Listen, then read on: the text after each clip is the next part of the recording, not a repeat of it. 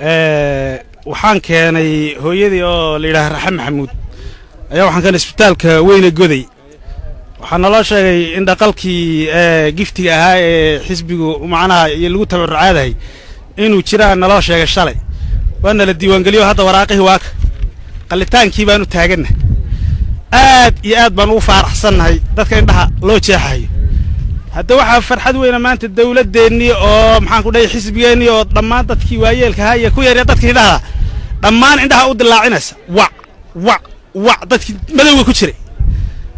kuwii hore ee waaga dhaweed loo dildilaaciyey yaan dad waraysta haddii xaggaan wax ka aragna karinka eegayshadiis yaan wax ka aragnaa bay ku leeyihin nimcaad noo keenteen indhaha annaga daboognaamaad wac ka siiseen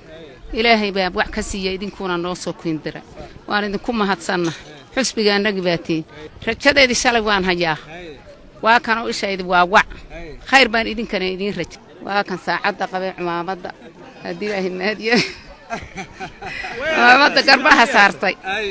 anna wiilkii shalay waraystaa tahay sax weeye haddii waa sida iyo nabad ilaahay baa mahaddaas iskale waxaa weeye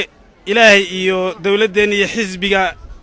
dawlad deegaanka Soomaalida ee DDS baan ku mahadinaynaa intaas oo ummad ah inuu indhaha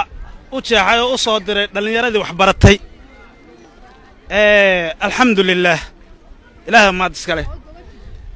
hooyaday 4 sano wax mayna arkaynin isha waxba kama arkaynin saaka markaan ku soo baxay halkaas iga garatay waxaan idin qabo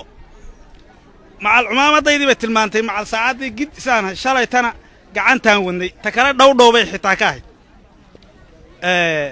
إلى الدولة دانو ما نقينا